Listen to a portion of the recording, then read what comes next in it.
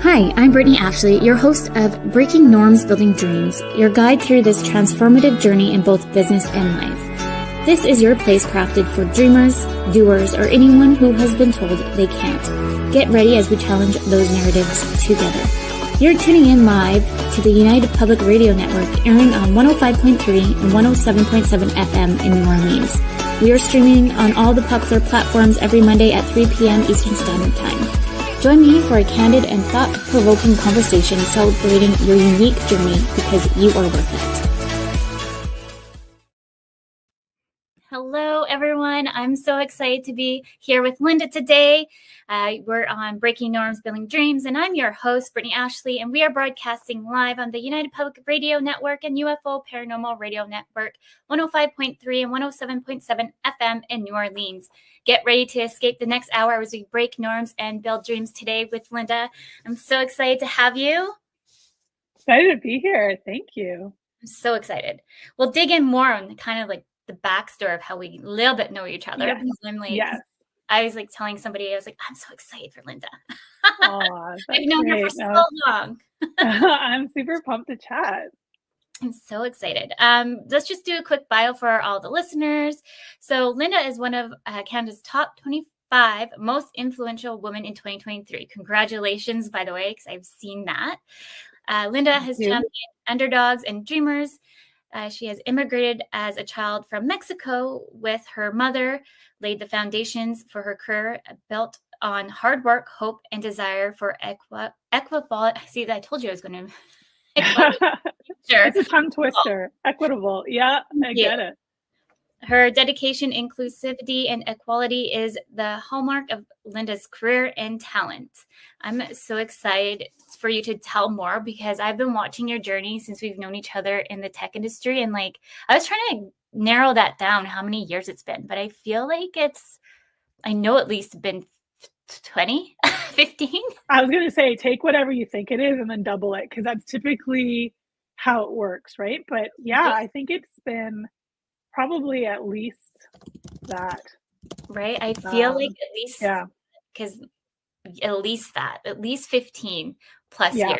So we've worked together in the tech industry, but I'm just like so excited to have you here because I definitely looked up to you as somebody coming out of university, trying to like start my own career of not knowing where I wanted to be in life, being like the new, like the world's the oyster.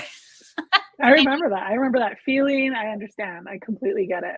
So yeah, I'm so excited to have you talk to the listeners about your journey because it's been an amazing journey that I've seen and kind of dig in a little bit more on Joni, where you're working now as a co-founder and so much more. So maybe let's dig in on your background a bit more and while I type to everybody else to put in their questions because they might have questions for us. Yeah, I mean, my background, I like to say I took the long scenic route through my education. I didn't really know what I wanted to do post high school, so I kind of jumped into, I actually wanted to be a marine biologist. That didn't pan out, so I went into business and I went into tech. And so I became a back-end web developer for a few years, realized very quickly I am not meant to sit in front of the computer typing away at code. And I like the business of tech more than the tech itself. So I kind of migrated through different companies like KPMG, WestJet, learned a ton, and then started moving into startups. And because of my background in tech and my passion for business, I was able to kind of bridge the two. And then I kind of got burnt out and I was like, where are all the women? Where are all these amazing female leaders? Why am I just surrounded by men at boardrooms, like in board meetings? And so I started a consultancy where I started working for female founders. And through that, I met a lot of people who I call friends today and learned about, the startup world in a different way. And then through that, I kind of fell in love with this startup concept. It was really aligned with how I work. And serendipitously met my co-founder, Jayesh, and we jumped in together and started Joni. So very long scenic route. Yes, I love that though. We just had this conversation in our last episode with Danielle that it's never too late to start a career. And we kind of Yes. touched a little bit on that. I feel like in society, sometimes it's kind of that peer pressure of go to high school, go to university, go get married, go have kids. And that, there's just that kind Yeah. of mere kind of expectation. And really, it's okay to kind of shake it up and change it up. And so I really like our listeners to kind of start to think about that a little bit more of that. It doesn't matter what your age is or who you are, you can really make that shift in your career that you would like if you're feeling like you're not in alignment to where you want to be. Absolutely. I think the idea of being able to reinvent yourself, kind of like a Shania Twain song, you can choose how you're going to be any day. Yeah. But like I went from tech to manage to like consulting to the startup world to then launching my own company. But I worked at call centers and I've done jobs that didn't seem to make any sense, but you're able to pull from everything. Yeah. And I think that often we're told, and where we get stuck is this idea of like find your passion. Mm-hmm. And I think that that's terrible advice, because you can't just find your passion by thinking about it. You find your passion, or at least things that you can get inspired by or motivated by doing. It's an action. Yeah. And the more you do, and oftentimes the more you fail, and the more you learn about yourself. You tend to not learn very much about yourself if you don't fail. And so if you don't fail, you're not putting yourself into those positions where you're challenging yourself. And so I think we kind of have it a little bit wrong. I think you end up learning where your passion is, or learning where you can contribute most in this world, or what motivates you the most, just by trying, just by doing different things. And you don't have to stick with anything. And I love that. It's true. Like I joke that I'm a hippie because I felt like I could never figure out where I wanted to be. But now looking at where I am today, I love working with businesses. I love doing the marketing. I love looking at strategy, doing the integration of systems. And I feel like if I would have stuck in maybe one area and not have been the hippie, that I wouldn't have been able to found where I am today, and so passionate to kind of keep growing of where I've already started to go, but now realizing, yes, that's where I'm meant to go. Yeah, and you took a leap, right? I think that's the big thing, is like you're like, I'm going to take a chance on myself. I really think I can do this. It's scary. And you do that. The reality is you do that over and over and over again in your career. Yes. And like the data shows that if you stay in one place, you typically don't get paid the same amount as if you move around. And what the expectations were before, where you stay at a company for 20 plus years and that was the norm, and it would look terrible on your resume if you jumped around, is now not the case. And now if you're with some company for 10, 15 years, people are wondering why you haven't moved. Yeah. They're looking for that person who's able to kind of jump in and hit the ground running, but drive change, but you're not there forever because you move on. Yes. I remember at one of my old companies, they would have, I don't even like to label people as millennials or Gen X. It's probably like my biggest pet peeves, and it drives me bananas. Right. But I remember sitting in this boardroom and they're like, oh, they're just millennials. They like to do just that stereotypical moment. And I'm like, I'm a millennial and I'm sitting here just quiet.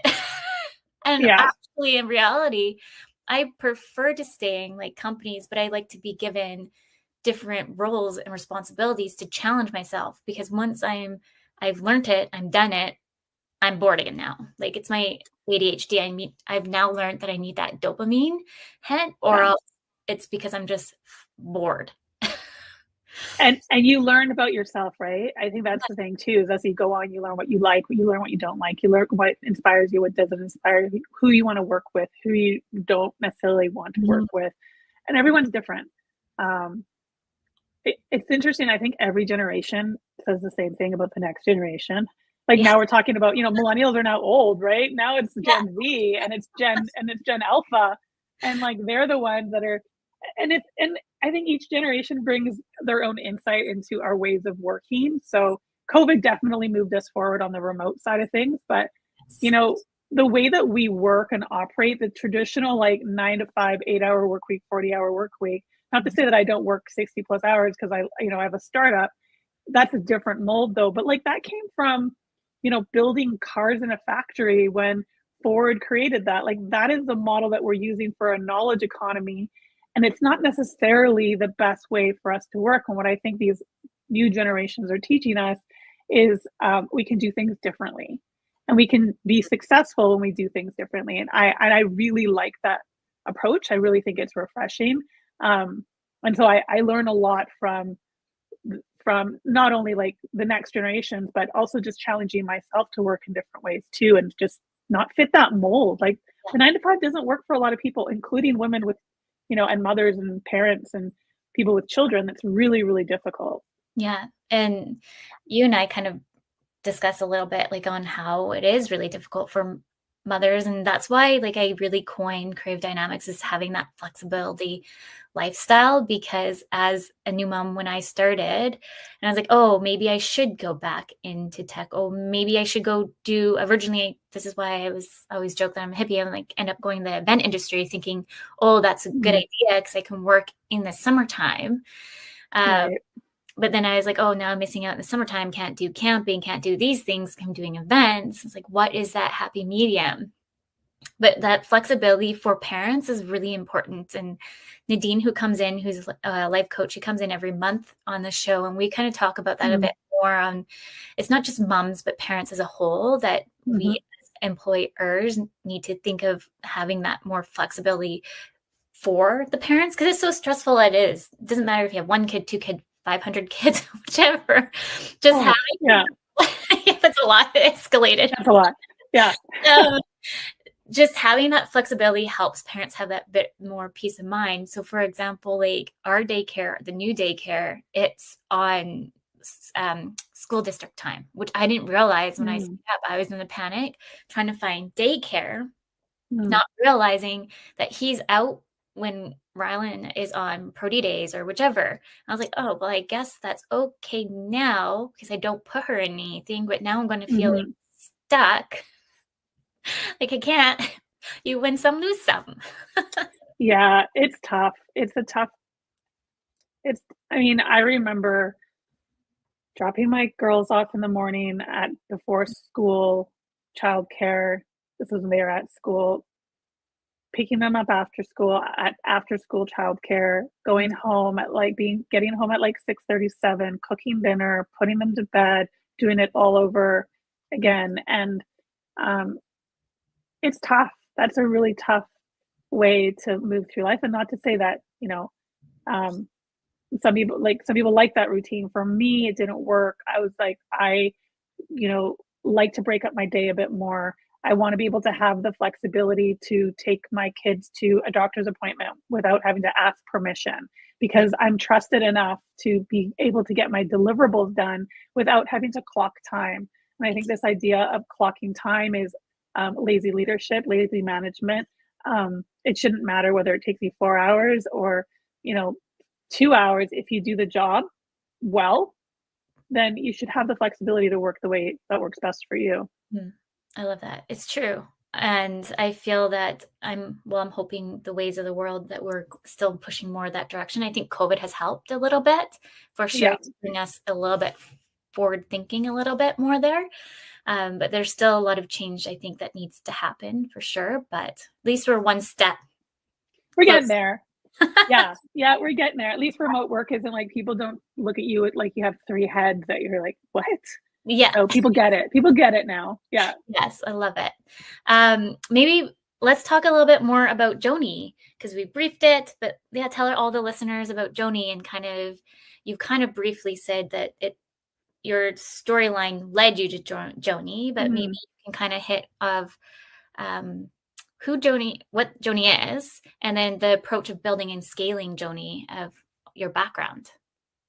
Yeah. So Joni is a 21st century period care brand. So I often say that because a lot of the products in the industry now haven't changed in 30 plus years. There's been very little innovation, both on the personal side, the products that I use, and the commercial side, the products that we see in bathrooms, in public spaces. And so we launched Joni in 2020. And one of the big realizations I had when my co-founder and I were chatting about this idea of starting a period care brand was that I had menstruated over 300 times in my life at that point. And I resonated more with, my Allbirds, the shoe brand, or a, Yeti water bottle company than I did with any period care brand on the market. And I was like, why? This is like such an intimate experience that roughly 26% of the population has every single month. And we are kind of forced to buy these products that have been around forever. We're still being sold, ads with women playing tennis in white shorts. We are still seeing like really cheesy empowerment slogans on tampons, like that's going to change our lives. And so I was like, we can do better. And we can do better with the accessibility point. We can do better with the innovation, and we can do better with the sustainability, because I, as a consumer, want to be able to buy a brand that's good for me. So whether that's organic, more sustainable, third-party certifications, but works. So it's not like a toss-up between it, but is also good for the planet and also the communities. So Joni is an impact brand. We give back 5% of our revenues to nonprofits, essentially across Canada, to drive menstrual equity forward. And the reason we do that is because the stat is 1 in 3 women under the age of 25 cannot afford period care. So they live with period poverty. And that means they use socks, rags, cardboard, cut pads in half or thirds just to make them last longer. And this is, a product for a natural bodily function, just like toilet paper. And I often give this scenario of like, imagine if toilet paper was no longer free. Imagine if we all had to carry a roll of toilet paper around with us everywhere we went. And if we didn't have it, we'd have to buy toilet paper from the dispenser. And then we think about the period care dispensers out there now, they're either broken, empty, or you don't have the right change. And I'm like, we could do a better job. So we have both commercial solutions for individuals online, direct to your house, or retailers like Whole Foods and London Drugs. And then we have commercial solutions. We have our dispensers that have been rolled out to over 4,000 washrooms across Canada. We work with many, many organizations to really drive menstrual equity forward in a bigger way. I love that. It's funny that you say about the like going to stores. A good chunk of the dispensers never work. Yes. Or they're out of stock, or like even with they have the same products. Like they have the same product that have been in the dispensers for over like that 100 that years. pad in the box has not literally not changed. And like nobody wants to use it. This is like, it feels like an encyclopedia set. So you're like, why can't we do a better job here? It's got so much waste. It's insane to me. Like there's other industries that would never put up with that, but yet in this industry we're like, oh, just grin and bear it, just deal with it. Yeah. No, I love the initiatives and what you've already started. I've been watching your journey since day one, so I know it's significant. Thanks, Brittany. Yeah. I know you've been making waves. Are you here, just so the listeners know, can they purchase products here in Canada and the US, or is it Canadian specific?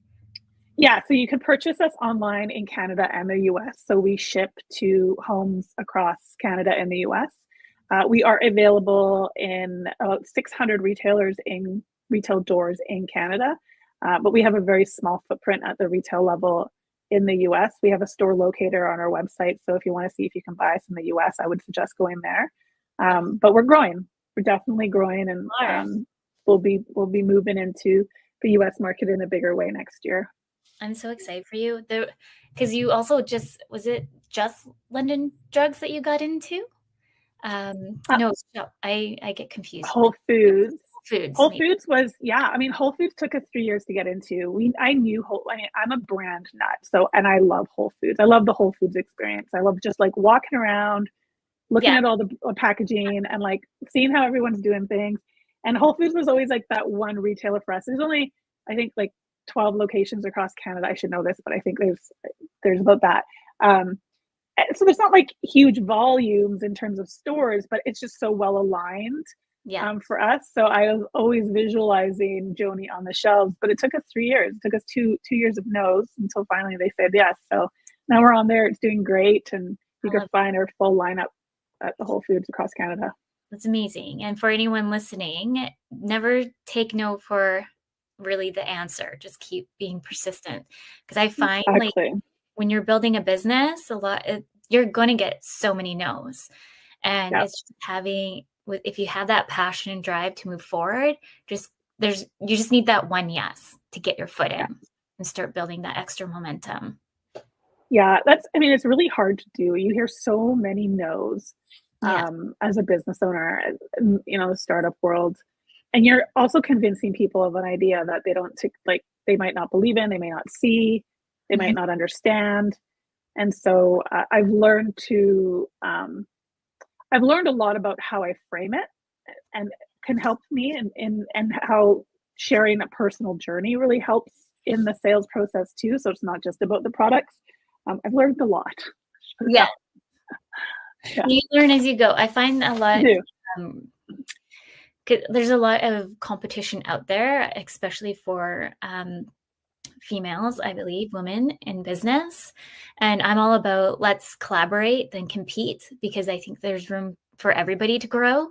And if we have that mindset, it's just, we need to really switch it as a collective, or else we're just going to be building that negative environment. And I'm not about negative environment. It's all about the energy that you put out there, and we're all going to be able to cultivate what our passion is. Absolutely. I mean, it's a abundancy mindset, right? Versus a scarcity mindset. So a scarcity mindset is there's this much of the pie, and if they take that much, there's less for me. An abundant mindset is not that mentality. It's that if I win and I bring you with me, then it's a bigger impact. Yes. Especially in the period care space. There's a lot of new startups that have started in Canada, and I think it's awesome. I think from a business standpoint, it just validates the need for more options in this category. Women now lead the world economy in spending. They hold this spending power globally. And so it just goes to show you that we're going to see more and more options pop up, because we haven't been provided for in the same way before. We were always an afterthought, make razors and then make them pink for women. It's like the dynamic has changed. So for us, it's worked really well when we collaborate with our competitors, but we think of it as we're doing better for the industry as a whole, and that means a bigger chunk of pie for everyone. Exactly. Like the virtual assistant world is so competitive, and I imagine. I'm all about let's work together as two separate companies if we have the same kind of vision of women empowerment, then that still should be our collective coming together and put on an event that supports women in business, or let's do X, Y, and Z. Like, I'm always trying to challenge how we can come together and support each other. But I find it's just like any other industry too. Some people are just like, no, competition, let's not. And it's like, well, really, we should let the people choose too who they want to work with. Yeah, exactly. There's different reasons why. And, you have differentiating points, and that will help people decide. And I think it's a mindset that a lot of people struggle with, but also a lot of people are doing really well with the collaboration piece. So I lean into wow, that's amazing. When I see a collaboration piece of what would be two competitors, I'm like, that's pretty incredible. Yeah, I love seeing them come together. I think it just helps move our mindset a bit more towards the collaboration piece than competitive.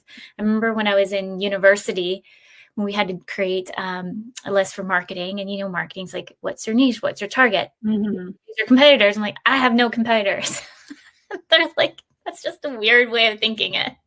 Yes, you always have some level. I mean, for us, we got together with our competitors and we advocated in Ottawa together. Amazing. And that's like a perfect example of if one of us went and we didn't collaborate, it wouldn't be as impactful, but we came together as a coalition and said, hey, listen, we're all female-led founders in this femtech period care space, and we're asking you for X, Y, and Z. And they coming together as a group, we got way more traction than if we had just gone on our own. And that's just one example of how it makes sense to collaborate. So I'm always up for it. I love that. I love that. As a woman in business, can you tell any of the listeners what kind of challenges you faced along the way? Yeah, I should have just chatting with my team. I went on a bit of a rant this morning because we've had a few times where we've had like we've raised funding. Mhm. We've struggled with that. I mean, the statistics are not working. Like it shows like it's not easy to do in general. But as a female founder, my co-founder is a person of color, and we're already there's a lot of barriers in the space for that. Less than 2% of VC funding goes to women-led startups. But I, have an optimistic mindset. So we're out there raising, and sometimes we would get these terms where I'm like, do they think I just don't understand anything? Like these terms are almost predatorial. Mm, And like I would be giving away a lot of my business yeah. if I had moved in that direction. The other thing I find is banking. Banking is built on a very antiquated, unequitable algorithm. I mean, it wasn't until the late 80s when women can actually take out loans on their own without their husbands co-signing. So So like we're true. talking about Yeah. an algorithm that is still exists, and they're trying to make it work for this modern world where we're trying to be more equitable. And so one example is like I wanted to take out a line of credit without a personal guarantee. Mhm. And when I'm on a Slack group with other founders, and I asked a lot of the male founders, I'm like, what, like, do you personally guarantee it? And I would say most of them were like, no. And Mm, then I asked the female founders, and they're like, yes. And so then I was like, okay, that's interesting. And one of the founders, the male founders, reached out and was like, listen, this is what I do. I'm a CEO of my company, and I walk into a bank as a CEO, not as the owner. Because if I got hit by a car and they had to hire another CEO, that CEO is not going to personally guarantee this loan. But as an owner, they see you as a small company, and so they treat you differently. And like literally, that is how I went in. We yeah. got ghosted from a couple banks. That's another story. But I went into another, and we got our line of credit without a personal guarantee. Hmm. And we really had to push for it. But it was that mindset and me walking in with and that tip. I'm like, I think those are a lot of I think female founders experience Mhm. trouble getting loans, potentially trouble being like taken seriously, trouble like understanding that this is an opportunity, not a niche market. So Mhm. there's a variety of things. Yeah. Yeah. Can you give any kind of tips for any when potential founders kind of going in this realm of what they can even do to have that mindset? I mean, I think a lot of it is understanding your worth Mhm. and your value, and being unapologetic about it. Yeah. So, for example, with banking, I wasn't willing to not, I wasn't willing to negotiate that point. That was really important for me. And I came out with these conversations like, this is what I'm looking for. And this is the partner that I need. And this is why I need it. And this is what I'm building with it. So I made it very, very clear. Um, I, I think that often we you talk about imposter syndrome, and Mm. we just second guess ourselves. And I think that the idea of dreaming big and going for it is a really important piece. And and a lot of that is just believing in yourself. And that comes with a lot of lessons. Yeah. There's many times where I'm like, who the hell am I to be doing this? What am I thinking? But I look at the bigger mission of what we're trying to do, and I'm like, if not me, then who? Yeah. And why can't I be the one driving this forward? And so I think um, surround yourself with amazing people who cheer you on. That's a Exactly. big one. It can be Mhm. a really lonely road. Yes. And like when you're kind of in the valleys and the dark places, and you're just like, how am I going to either make it another day? You're down in mental health is a big play for a lot of founders. Um, Having that uh, circle around you that you can reach out to is game changing. Mhm. Thank you for sharing that. And I feel like right now with the market, there's so many business owners too, not within your industry, but as service-based businesses and food restaurants, we're seeing close left, right, and center right now. I think it's a real hard time for everybody as the economy as a whole. And so building those foundational pieces to have that community is really important.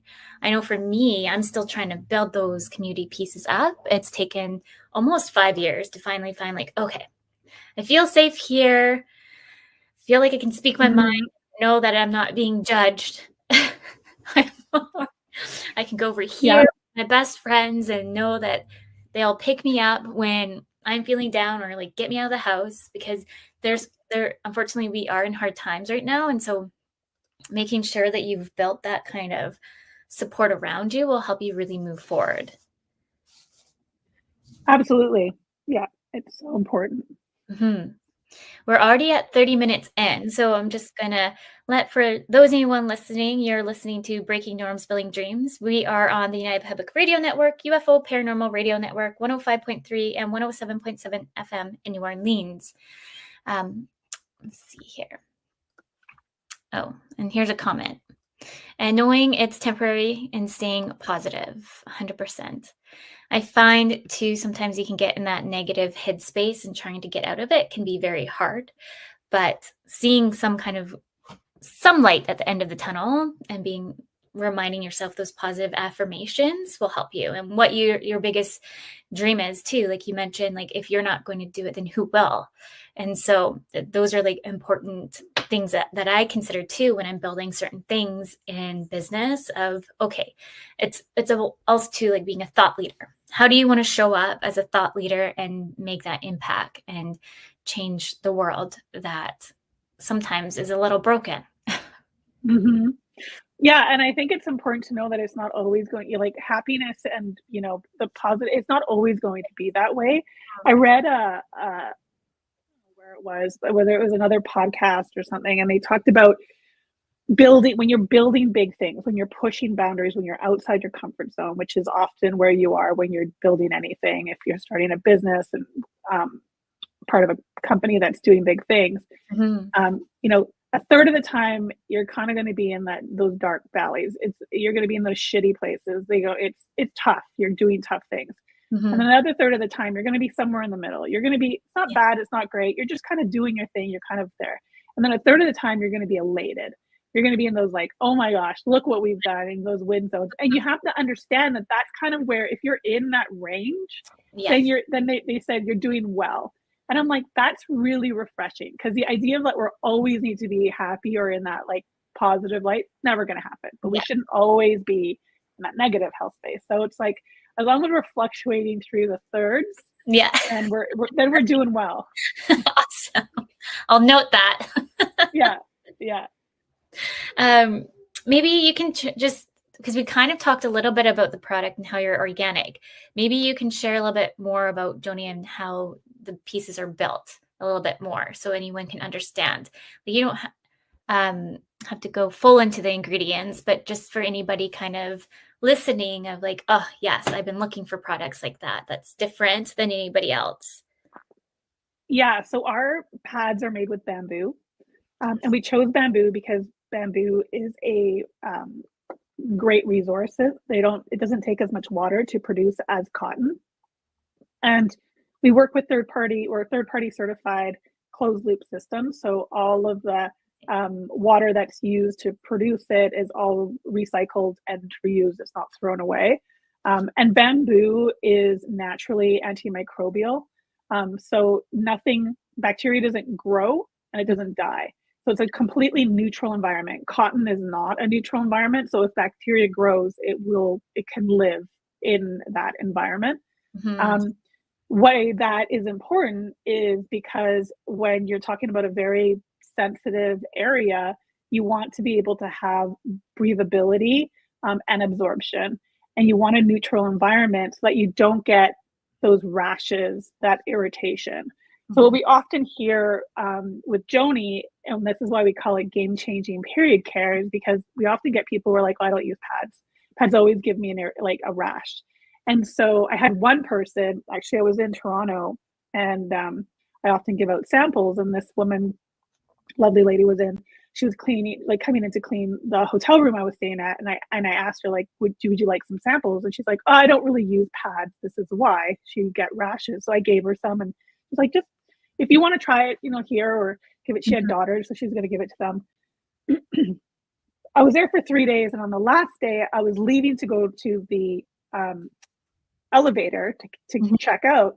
She comes running down the hallway, and she has tears in her eyes. She's like, I just have to tell you, I got my period yesterday. I've been using the pads, and I have not gotten a rash. This is the first time in like 10 years that I've been able to use pads. And it just gives her another option. And I actually took a photo, gave her a big hug. And that's just a perfect example of, like, for me, period care should be about choice, about bodily agency, using what works best for you. And so our pads just give you that option without the extra irritation or the chemicals or the fragrances or anything that's going to irritate you. And then our tampons, it's getting over a cold. Our tampons are 100% organic cotton. So with tampons, bamboo would be great, but bamboo is super absorbent. And you don't want super absorbent when it comes to tampons, because TSS comes with absorbency, toxic shock syndrome. So 100% organic cotton tampons. And we really build a lot of education around non-applicator tampons, which are also called digital tampons. Okay. Digit meaning your finger digit, not like a digital digit. And so our tampons are non-applicator, so there's a lot less waste. And so those are making them more available in Canada. For whatever reason, non-applicator tampons were not very readily available. So those are our two consumer products, but we also have the most innovative dispensers globally. We have commercial dispensers that dispense product without any unnecessary packaging. So it's just the pad and the tampon. We are the only dispenser in North America that can dispense non-applicator tampons, which reduces waste for an organization and keeps costs down. And our dispensers provide facilities teams with the ability to see which dispensers need to be refilled, which goes back to our mission of making period care accessible to everyone and not having empty dispensers. And so both our commercial and our consumer products make this turnkey solution for a lot of organizations. I love that. And I didn't know that about bamboo, by the way. Learn something new every day. Well, I often talk, like, people, like, you have like you have pajamas that are bamboo. There's a lot of t-shirts you can get are bamboo, sheets that are bamboo, and they're like the softest, most amazing like materials. And so that's essentially like what our pads are. They're just incredibly soft. That's amazing. And I'm so happy for that lady to find like a product that fit well for her as well. And that's the thing, is that we as consumers should be accessible and have the option to choose what is right for us.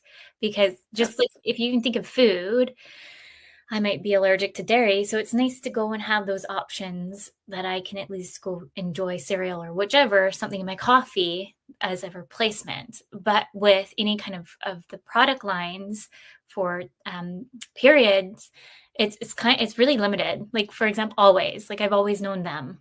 Like, and it's just like time clocked in though. It's like I've known them for like 100 years, ever since I've ever had my period. So it's just kind of like, it's just like natural place to kind of consider when you're just like going out to the store. So it's nice to have more options that are accessible to us.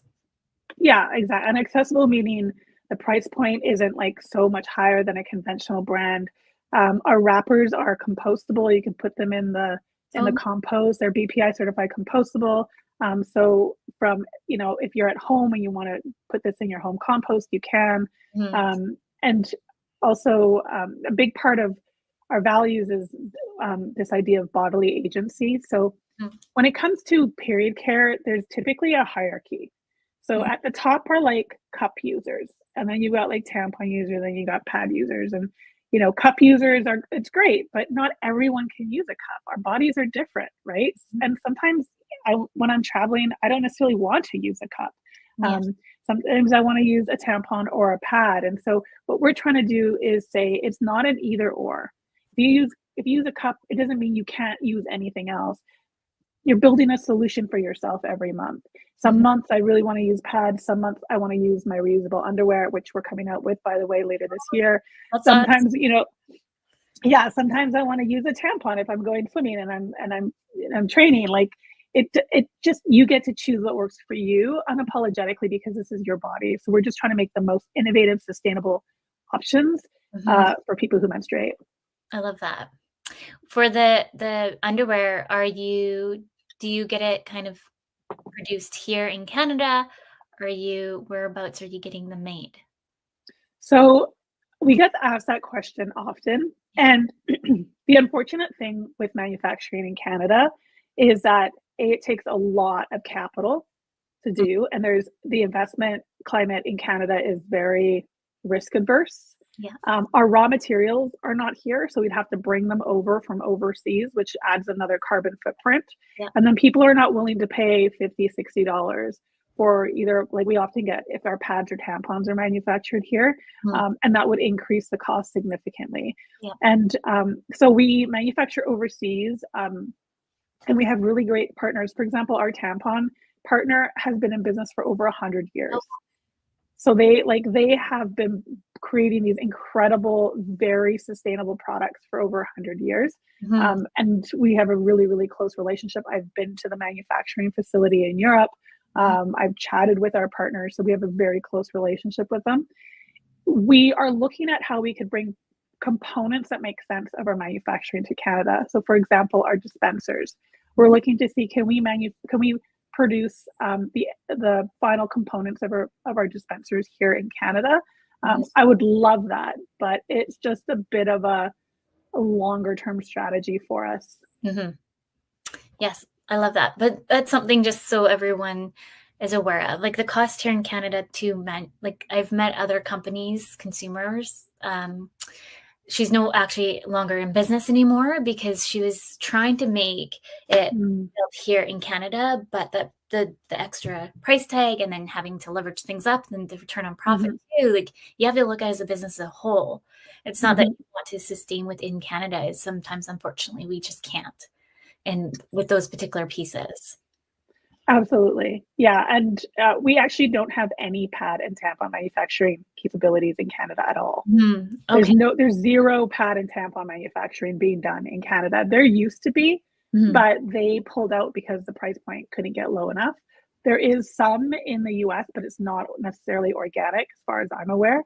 So the majority of the organic manufacturing is being done overseas. Yes. Yeah. For menstrual equality, what is if you're thinking in 10 years from now, let's say that, what would you like to see? Well, I actually state that I believe menstrual equity is possible in Canada in the next 5 years. Yes. And we're seeing movements in that direction happening now. So as of December 15th, 2024, all federally regulated organizations have to provide their workers with free pads and tampons. That's banks, airports. There's a whole list of federally regulated organizations. Provincially, that's moving forward in each province. BC is kind of leading the way in that in many ways with our period poverty committee that's being driven by Nikki Hill. She's a huge advocate in this space, but the provincial government is looking at how do we make bigger strides in menstrual equity in our province. And private organizations across Canada are seeing the value in bringing in period care. So 87% of people who menstruate get caught off guard. 37% of them will miss out on school and work to go find a solution. That's lost productivity. This is happening to your team. So by bringing in period care, you're supporting your team and making a statement that equitable workplaces are important to you. So for organizations that have, UN sustainability goals or DEI initiatives, this is a no-brainer for them. So I strongly believe that period care will be accessible just like toilet paper in the majority of places that you go to. And so there won't be a scarcity issue in Canada. And we've seen that happen in other countries. Ireland has moved forward with it in great ways. And what Ireland did, which I think was really, really cool, is they moved forward with it and then worked with a lot of their local startups in the country to drive that forward. So as a Canadian startup, I really want to be able to see that happen in Canada as well. That's amazing. I didn't even know that. That's awesome. Yes. And let's make that happen. It's needed. Yes. It's There's needed. no reason not. Yeah, No. it's possible, it's easy to do. And for the most part, we've seen like such incredible support with the Yeah. organizational partners that we work with moving in this direction. There's very little resistance. As soon as they're aware, oh, like, of course, like, why wouldn't we do this? Then Yeah. it's just a matter of, okay, how do we get this rolled out? And we're totally there to support and make that happen. I really love that. And I feel like as just as a woman, when I would go work in a general 9 to 5 and just going into the office and be like, oh no, like what do I do now? Like this is awkward. Like Yes. Or like the fact that you have to hide your tampon while you go to the washroom, yes. or, like those kind of things. I'm like, can we just get away from that? Like, we don't have to get in the history of feminine hygiene, but the word feminine hygiene is a euphemism. It's a made up word that marketers created in the late 1800s to get around what's called the Comstock Act, which prevented anyone from talking about reproductive health, contraception, including menstruation at the time. That was around for 90 years. That's crazy. So you could see how our mindsets around like menstruation have been changed through marketing, through this idea of feminine hygiene. That was the first time that hygiene was even, like, menstruation and hygiene were even connected. Yes. And there was a lot of shame and stigma that came out on ads at the time, talking about like how women can protect their dainty feminine allure was through feminine hygiene. Like, these were words that we got used to, and even into the 80s and 90s, we're still seeing ads about how, like, it's shameful if you're not, like, looking after yourself. So I think that it's really important that we change our mindsets around menstruation and look at it as a very natural and normal part of life for both people who menstruate and non-menstruators. And so by bringing these conversations into the light, by showing products in our washrooms, Yeah. that's what's going to change the narrative in this space. And so we're just going to embrace menstruation as a natural, normal thing because it's how we all got here. Exactly. 100%. And just like even thinking like when I was in like high school or anything like that, like even like it's probably taken me till after kids going to the Mm. store and being like, oh, I have to buy tampons and pads. Like this is embarrassing. Just throw it in there and maybe buy a few things to cover it up. Kind of like that's how I used to think. And it's taken like such a long time to be like, no, just need to go in to get some tampons. Like, Yeah.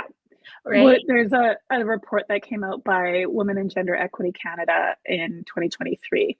And in that report, they showed, they gathered data around how Canadians felt around Mhm. menstruation. And the data showed that 1 in 4 Canadians claimed that periods were dirty and unclean. And then 22% of Canadians claim that menstruation should not be publicly discussed and products should be kept out of sight. And I'm like, are we living in like the 19th century still? Like, this is ridiculous. I'm like, I'm gonna just like, I'm walking around trade shows with pads and tampons. Like, get over it. You get one. And you. Totally. Yeah, you get one. You get a pad. You get a tampon. Yeah, it's Uh, time. It's time. well, I think it's too like maybe to how you're kind of like brought up as well and how maybe it was presented. So it's just kind of like the little bit of like the scarcity piece could be how you were raised in some kind of capacity as well, or how that was brought forward or educated to you. So I think it comes so because I know we have kiddos, so it's just nice to kind of have like kind of that back in the brain of like, okay, it's not a scary thing to talk about. Let's be open about it. Let's go down the aisle and you can wave it in the air, whichever.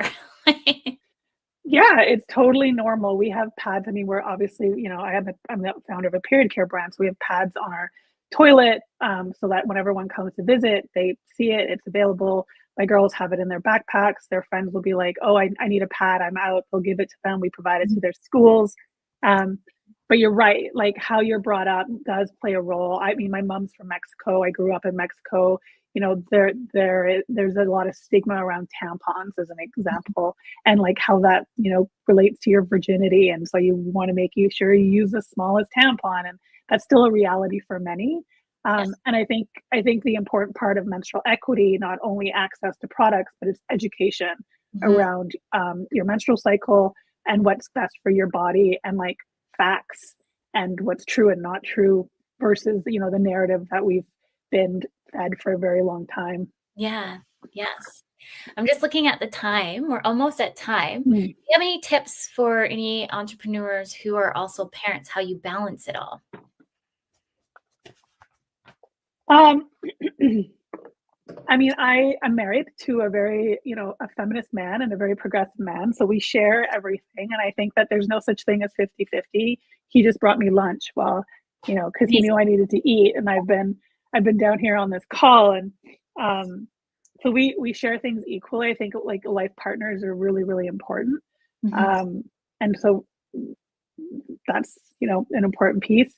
I don't know. I don't really talk about balance. I think you kind of do what you have to do. I think one of the most efficient people I know are parents, because they have to balance, their kids and their work. I'm learning to find better boundaries. I love to work. I love what I do. I see the impact in what I do. So I put a lot of hours in, and my girls are teaching me like, hey mom, pull back. Like, this is what I need from you. And I'm listening. Right. And my husband says the same thing. So I think it's important to listen to family. Family is an important value of mine. And I think it looks different for everyone. So like what works for me is, we have a family movie night on Friday. That is like my non-negotiable. If I'm in town, I will spend that time with them. They can bring friends over, but I'm there and I'm showing up. And so like what works best for you, and that looks different for everyone. I love that. It's so true, because just like no business and how it's built is the same. It's all unique. So just like family, it's all unique. And so having that general, what that looks like, you're really going to have to kind of mold what works for you as a family, as a whole.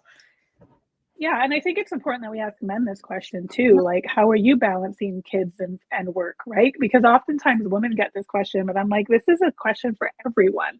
It's true. But oftentimes it's always the women that get asked, like, how do you balance family and work? I'm like, well, this is, my husband and I believe that this is how we get it, how we make it work. Yeah. Yes. It's so, I know like my husband downstairs probably already made me lunch, for example. And it's just, once we've created that communication path as a whole, it's just, where to step in, where the other steps in, but also having that communication too along the way as things change. Absolutely. And I mean, startup life is, and running a business, everyone is a part of it in your family. Like it's really hard to have hard lines between family and work. So it's really important that there's that open communication. And I brought my kids to a work event last week, and, are really trying to get them involved, because I think it's a good opportunity for them. My girls are 14 and 12 to start early. Like, I put myself out there. They saw me do a TEDx pitch and I didn't get it, and that's okay. And they were part of that, and they saw how I dealt through the rejection, but also put myself out there. And my hope is that I could be an example by doing and showing them how I'm not perfect. I'm perfectly imperfect, but we can move forward with that. I love that. We're pretty much at time. Is there any last? Wow, that was fast. I know everyone's like, that was so fast. I was so stressed out. I hopefully made it fun for everybody. Any last thoughts for anybody listening? Maybe just touch again on Joni. I have the website on the banner right now for everybody listening, watching, to come to the website to learn more. Yeah, I mean, we're big. I would love for them to, reach out on socials, get _Joni at most of the socials, Facebook, Instagram. We're mostly active on Instagram, but comment on things you want to see. And we got a lot of product information there, but a lot of our story as well. And then our website is 𝑬𝒑𝒊𝒔𝒂. We're actually just launching a new website in a couple of weeks, which I'm really excited about. because it tells our bigger story. So check us out there and say hi. I'm on LinkedIn as well, Linda Biggs, if you find me there, and I'm always engaged with folks, and I love to share people's stories. So if you have a period care story, reach out. We'd love to share it. Love that. Well, thank you, Linda. Thank you to all our listeners, those within comments, to the United Public Radio Network and the UFO Paranormal Radio Network. Next week, please come in and chat with us and listen to Megan. We're talking about real estate investment and more business development. So with that, until next week, please remember your journey is unique and your worth is unquestionable. Thank you, everyone. Thank you, Linda. Thank you.